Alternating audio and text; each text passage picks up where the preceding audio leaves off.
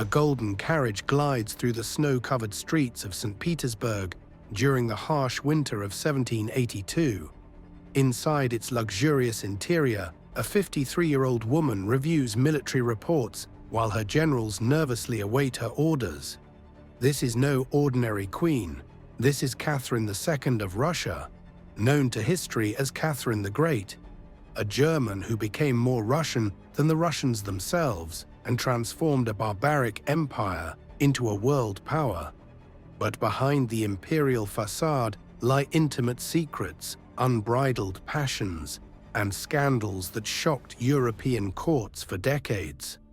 This is the extraordinary story of how an insignificant German princess conquered the largest empire in the world, maintained dozens of lovers, patronized the arts like a Renaissance benefactor, and died surrounded by legends so scandalous that they still provoke heated debates among historians today. It is also the definitive narrative about the myths surrounding her death, including the infamous horse story, which, though false, reveals how political enemies can destroy reputations even centuries after death. Sophie Auguste Friederike of Anhalt-Zerbst-Dornburg was born in 1729 into a minor German noble family in Stettin, Prussia. Her father, Christian August, was a Prussian general of limited means, while her mother, Johanna Elisabeth, was a princess with ambitions far exceeding her social standing. This combination of relative poverty and grandiose aspirations would profoundly shape the future empress's personality. From a young age, Sophie demonstrated exceptional intelligence and an insatiable thirst for knowledge that astonished tutors accustomed to the intellectual mediocrity of the German aristocracy. She devoured books on philosophy, history, and politics, developing a sophisticated understanding of the mechanisms of power that would serve her well in her future career. More importantly, she possessed a fierce ambition that set her apart from other German princesses of her time. The opportunity that would change her life came in 1743, when she was chosen as a bride for Peter III, heir to the Russian throne. The selection was political. Empress Elizabeth of Russia wanted a Protestant German princess who could be easily converted to Orthodox Christianity and who would not bring complicated diplomatic alliances. Sophie seemed perfect, young, malleable, and without significant political connections. The journey to Russia in 1744 was a revelation for the 15-year-old. St. Petersburg was a city of extreme contrasts.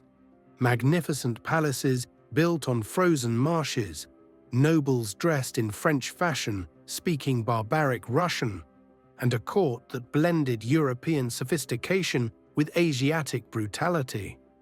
Sophie immediately understood that she had arrived in a place where intelligence and ambition could take her far beyond what any German duchy would allow.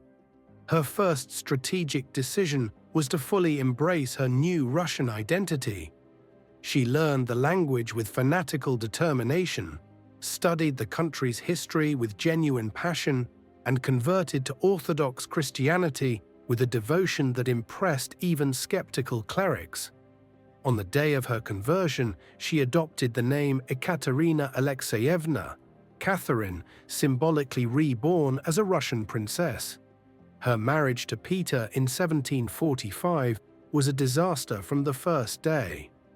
Peter was an immature young man, obsessively militaristic and Germanophile to an extent that offended Russian patriotic sentiments.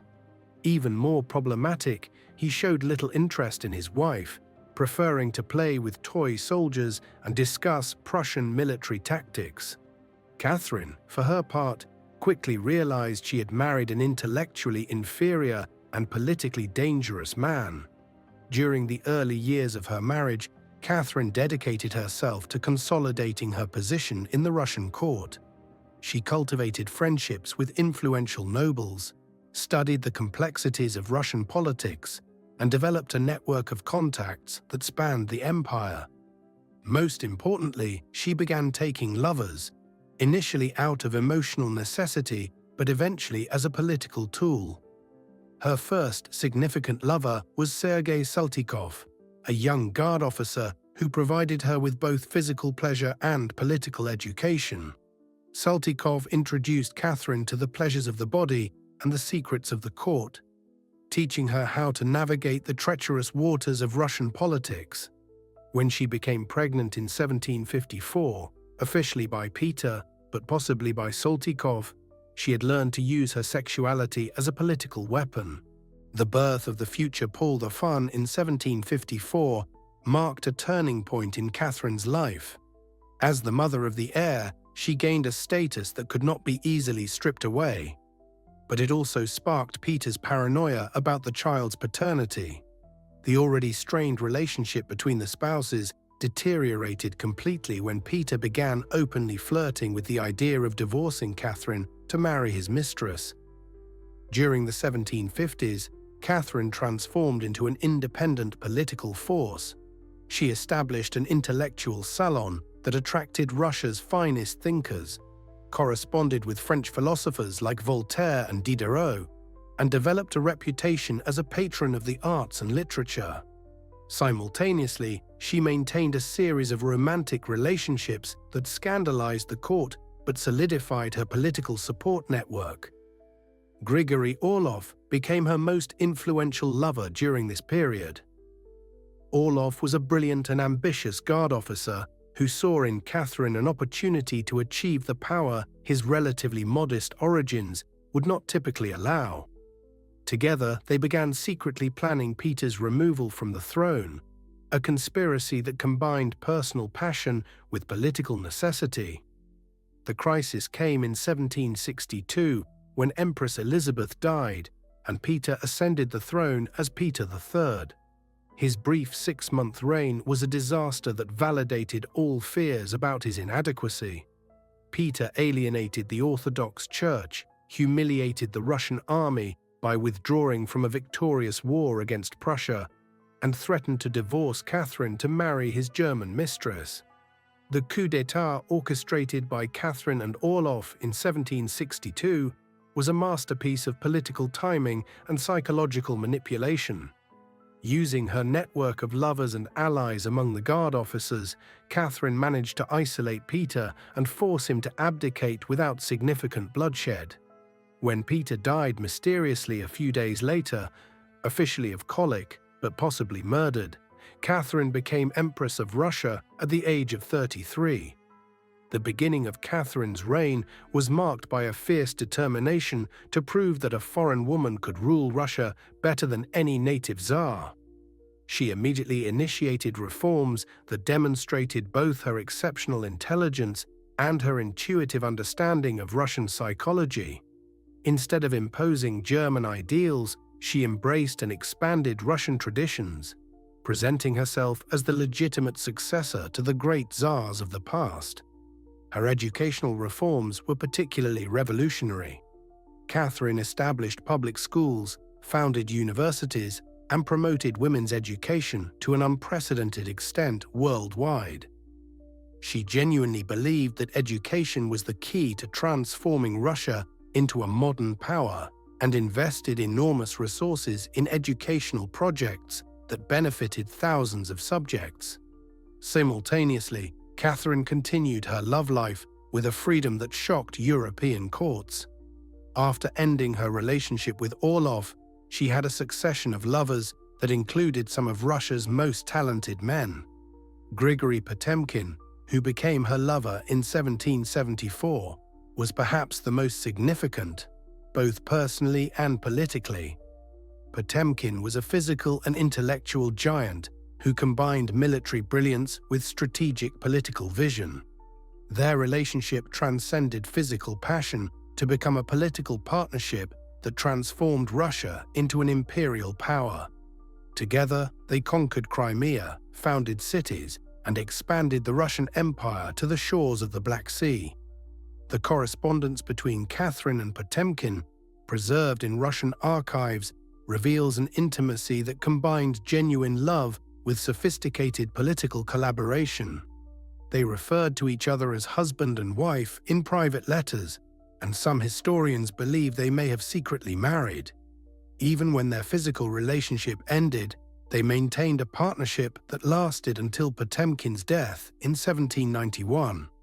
During her decades as empress, Catherine had 22 known lovers, though the actual number may have been higher.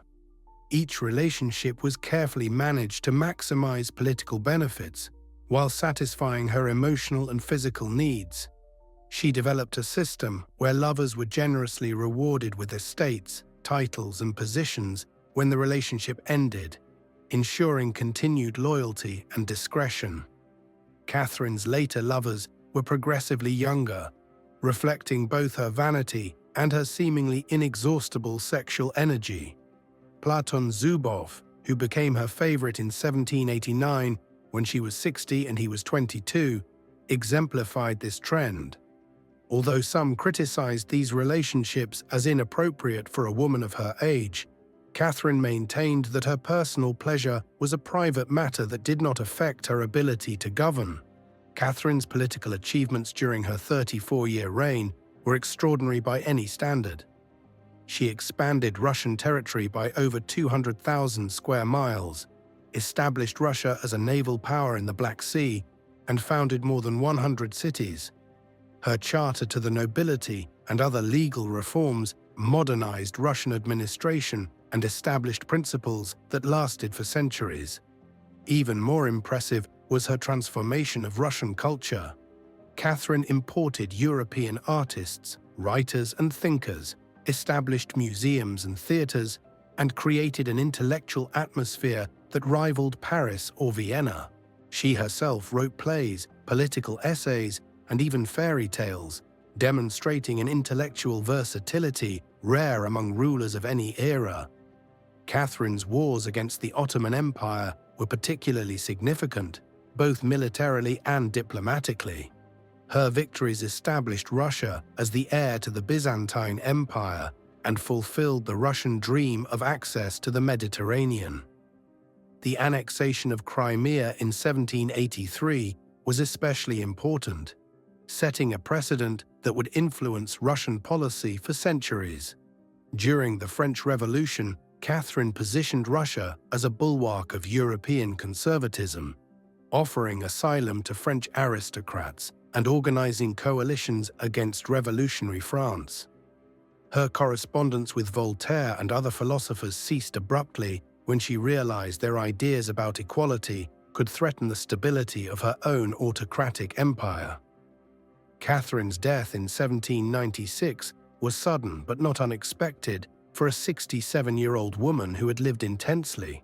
She suffered a stroke while attending to official correspondence in her private study, dying a few hours later without regaining consciousness.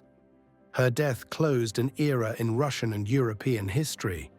It was after her death that the most scandalous myths about Catherine began to circulate. The most infamous story, that she died as a result of a sexual act with a horse, was entirely fabricated by French and Prussian political enemies who sought to destroy her posthumous reputation. This particular slander was especially cruel because it exploited prejudices about female sexuality and political power. The origin of this false story can be traced to French pamphlets from 1797, when aristocratic émigrés sought to discredit any ruler who had supported Enlightenment ideals. The allegation was so obviously false that even contemporary skeptics dismissed it, but it persisted in popular culture because it satisfied fantasies about powerful women being punished for their sexuality. Contemporary medical documents confirm that Catherine died of a stroke, a common condition for someone of her age and lifestyle.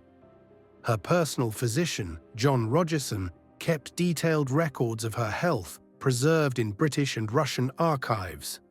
There is no medical, testimonial, or circumstantial evidence to support any of the scandalous stories about her death. The horse myth reveals more about the era's attitudes toward powerful women than about Catherine herself. In an age when female power was seen as fundamentally unnatural, sexual slanders were systematically used to delegitimize queens and empresses. Catherine was particularly vulnerable to such attacks because her love life had been genuinely unconventional by the standards of her time. The persistence of these myths in modern popular culture reflects the continuation of prejudices about female sexuality and political power. Even today, Catherine is often reduced to stereotypes about powerful nymphomaniacs, obscuring her genuine achievements as a statesman, reformer, and cultural patron. This historical distortion deprives both Catherine and history of the proper recognition of one of the most effective rulers of the modern era.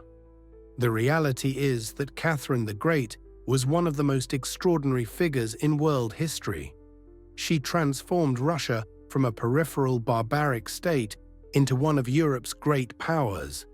She established cultural and educational traditions that lasted for centuries and proved that a woman could govern as effectively as any man of her time. Her contributions to political thought were equally significant. Her correspondence with French philosophers influenced the development of ideas about enlightened governance, while her legal reforms established administrative principles that were copied by other European rulers. She was one of the first rulers to articulate a coherent theory about the state's responsibilities toward its citizens. Catherine's system of favorites was also politically innovative. Instead of relying solely on hereditary nobles, she promoted talented men based on merit and personal loyalty. This system allowed her to implement reforms that would have been impossible under traditional aristocracies, though it also created corruption problems that would plague Russia for centuries. Her policies towards serfs were tragically inadequate by modern standards, but progressive for her time.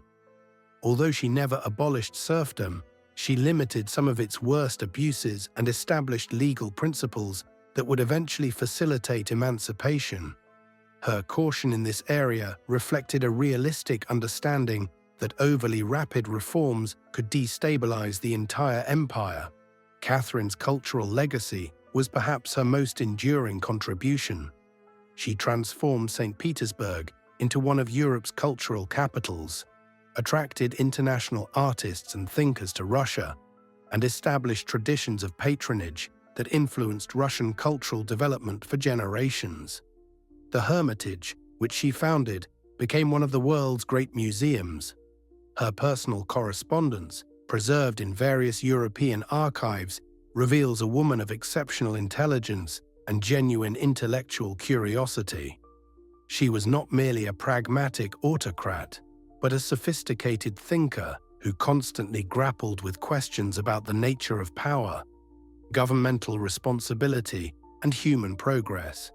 Her letters to Voltaire, Diderot, and other contemporary intellectuals demonstrate an impressive familiarity with political and social philosophy. The final tragedy of Catherine was that her public image was distorted by both admirers and detractors. Admirers idealized her as the perfect enlightened despot, ignoring genuine contradictions in her policies. Detractors demonized her as a cruel nymphomaniac, ignoring her substantial achievements. The reality was more complex. She was a brilliant and ambitious woman who used every resource available, including her sexuality, to achieve and maintain power in a society that did not believe women could govern effectively. Today, more than 200 years after her death, Catherine the Great is finally receiving more balanced recognition from historians. Recent studies emphasize her contributions to Russian political and cultural development while placing her personal life in proper context. She emerges as one of the most fascinating figures in modern history, a woman who transcended limitations of gender and origin to become one of the most effective rulers of any era. Catherine's example remains relevant to contemporary discussions about female leadership and sexuality. She demonstrated that women can exercise supreme political power without sacrificing their humanity or sexuality. But she also revealed how patriarchal societies use sexual slanders to delegitimize powerful women. Her life offers lessons about both the possibilities of female power and the persistence of prejudices that limit recognition of female achievements. Catherine's relationship with her grandchildren also revealed another facet of her complex personality. She was particularly close to Alexander I, the future emperor, personally educating him and passing on her ideas about enlightened governance. This influence would manifest decades later when Alexander implemented liberal reforms and defeated Napoleon, demonstrating how Catherine's intellectual legacy transcended her own life. Her architectural projects permanently transformed the Russian landscape.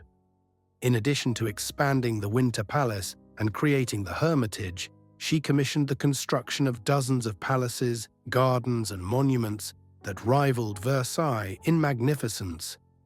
The city of Odessa, founded during her reign, became one of Eastern Europe's most important ports, exemplifying her strategic vision for urban development. Ultimately, Catherine represents the triumph of intelligence and determination over limiting circumstances. A minor German princess transformed herself into the most powerful ruler of her time through study, adaptability, and fierce ambition. Her story inspires not only women, but anyone facing seemingly insurmountable obstacles in their aspirations. With sufficient intelligence and adequate determination, even the most formidable barriers can be overcome.